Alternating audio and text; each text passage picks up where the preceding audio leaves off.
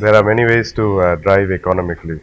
The most common method that you would use is to, when you pick up from a traffic light or so on, you would use a reasonable amount of throttle, about somewhere between 30 to 50% of throttle. Depending on the car, it changes. So you need to use the torque of the vehicle to accelerate you to a certain speed, normally about 40 to 50 kilometers per hour, and then you would ease off on the throttle so that you would cruise and maintain a speed in a higher gear. So this basically in an automatic car would mean that you would start off in a lower gear by accelerating with a little bit of torque, and then eventually when you ease off, the gearbox will automatically change up to a higher gear and maintain a lower RPM where you can cruise at a specific speed. So usually for city driving, the recommended cruising speed would be somewhere between 50 to 60 kilometers per hour. This will get you very good, decent mileage. On the highway, it would be somewhere between 80 to 100 kilometers per hour, which will give you again good mileage.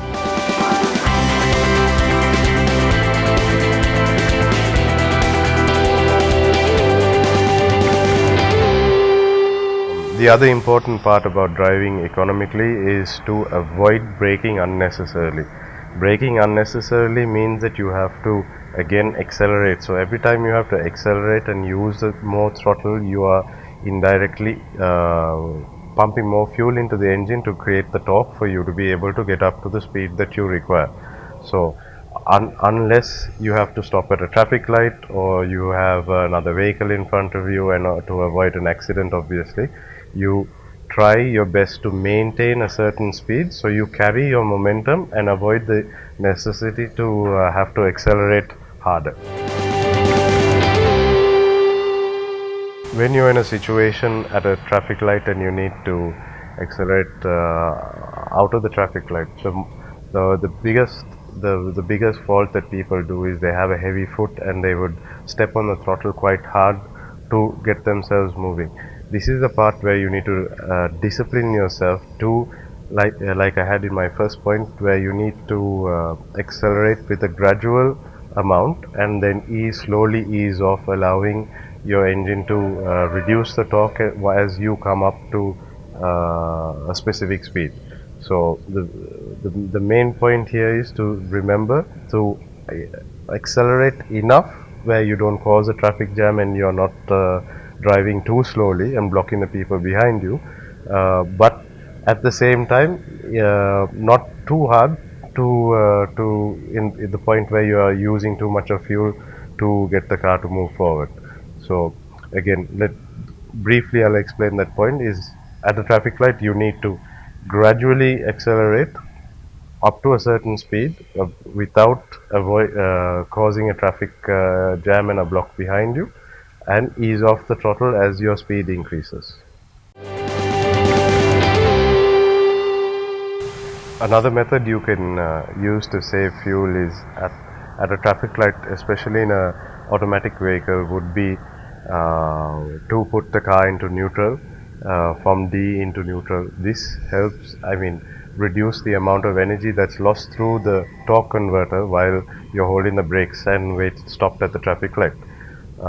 Obviously, this only works with automatic transmission.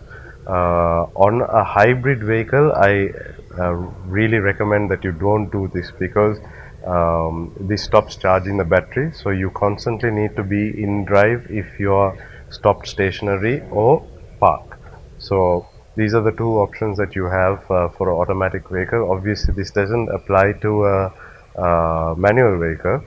The other thing that you should also consider is when you're at the traffic light, when the light becomes turns yellow, right? A lot of people wait only for the green light before they start engaging the gear and thinking of moving. The the most important thing to do is when it turns yellow, you need to start engaging your gear at this point and getting ready to move off. By the time it is green, you should already start moving. Another way that you can save fuel in your vehicle, especially on long trips, is to, when you use your air condition, use the temperature control on the air condition. So a lot of people set it to the lowest or 16, and then they use the blower to control your air condition. This is not the most economical method. Nowadays most vehicles come with climate control, and it's very important that you use this because this will aid to your fuel economy. So it'll allow you to drive more economically and efficiently. So normally, you would set it to somewhere around 23 to 24 degrees and then hit the auto button, and this will both control the cooling as well as the AC, the fan blower, to blow the air through and maintain the car to a cool temperature, while at the same time use the minimum amount of energy required to keep the car cool from the engine, and which means indirectly you will be saving fuel as well. The topic that we have been discussing is how to drive economically. Those are the brief points that we have on how to drive. If you want to know more about the topics we discuss here, please subscribe to our YouTube channel, Auto Arcade.